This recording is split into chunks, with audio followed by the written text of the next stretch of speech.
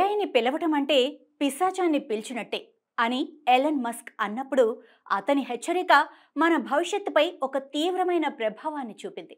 కానీ ఈ హెచ్చరికలను లక్ష్య పెట్టకుండా ఏఐ అనే శక్తి ఇప్పటికీ మానవాళిని ఆకర్షిస్తూ ముందుకు దూసుకుపోతోంది. మన ఫోన్లోని వాయిస్ అసిస్టెంట్ల నుంచి డ్రైవర్ లేకుండా నడిచే కార్ల వరకు ఈ ఏఐ సైన్స్ ఫిక్షన్ కాదని స్పష్టమైంది.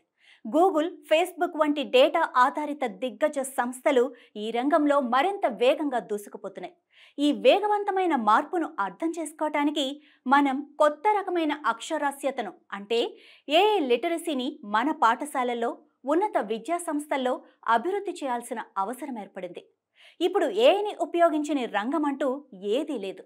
విద్య, వైద్యం, వ్యవసాయం, పరిశ్రమలు, క్రీడలు, సంగీతం, వినోదం, రవాణా, ఆటోమొబైల్, యుద్ధరంగం ఇలా అన్ని చోట్ల కృత్రిమ మీద అత్యంత వేగంగా విస్తరిస్తోంది.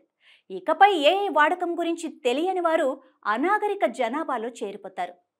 ఏఐ అంటే కేవలం యంత్రాలు పనిచేయటమే కాదు, అవి మానవ బుద్ధిని అనుకరిస్తూ, నేర్చుకుంటూ, సమస్యలను పరిష్కరిస్తూ పనిచేస్తాయి.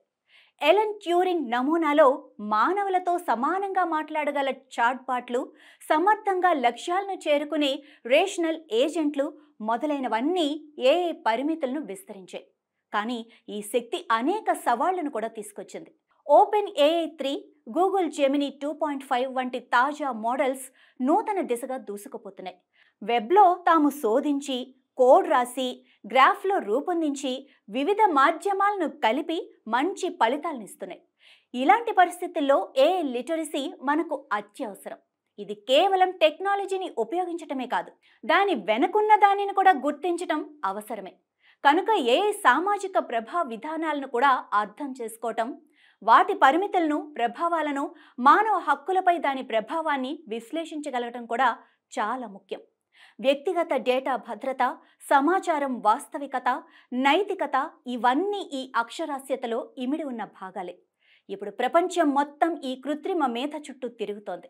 France, Italy, Spain, America, China మొదలైన అభివృద్ధి చెందిన దేశాలన్నీ తమ జాతీయ విద్యా విధానంలో ఏఐ నైపుణ్యాలను తమ విద్యార్థులకు నేర్పించే పనిలో పడ్డారు. భవిష్యత్ విద్యా వ్యూహాల్లో విద్యకు అధిక ప్రాధాన్యతనిస్తున్నాయి. యునెస్కో, IFLA వంటి సంస్థలు కూడా ఏఐని అర్థం చేసుకునే సామర్థ్యాలను తమ దేశ ప్రజలందరికీ అందుబాటులోకి తేవాలని ప్రణాళికలు చేస్తున్నాయి. మూడవ ప్రపంచ దేశాలు ఆసియా, ఆఫ్రికా, లాటిన్ అమెరికా వంటి దేశాలు కూడా ఈ మార్గాలను వేగంగా అనుసరించే పనిలో నిమగ్నమై ఉన్నాయి. అయితే ఈ కార్యక్రమాలలో లైబ్రరీలు కీలక పాత్ర పోషిస్తాయి. డేటా నిర్వహణలో, సమాచార సేకరణ పరిజ్ఞానంలో నిపుణులైన లైబ్రేరియన్లు సామాజికంగా బాధ్యత గల ఏఐ వినియోగాన్ని ప్రోత్సహించడంలో మార్గనిర్దేశకులవుతారు. ఫేక్ న్యూస్ను నివారించటం, అల్గోరిథమిక్ బయాస్ వంటి సమస్యలను ప్రజలకు వివరించి వారికి సాంకేతిక పరిజ్ఞానాన్ని అందించటంలో గ్రంథాలయాలు సమర్థవంతంగా ఉపయోగపడతాయి. ఇప్పుడు ఏఐ మానవునికి నమ్మదగిన సహచరిగా మారుతోంది. ఇది సాధారణ పరికరంగా కాకుండా సమాచారాన్ని విశ్లేషించి దాని ఆధారంగా చర్యలు తీసుకునే శక్తిగా రూపాంతరం చెందుతోంది. ఇలాంటి శక్తిని సమర్థవంతంగా, నైతికంగా ఉపయోగించాలంటే మనం కృత్రిమ మీద అక్షరాస్యతను కొత్త తరానికి మూలాధారంగా అందించాల్సిన అవసరం ఎంతైనా ఉంది. అప్పుడు మాత్రమే మనం ఈ శక్తిని శాపంగా కాక శ్రేయస్కర మార్గంగా మార్చగలుగుతాం.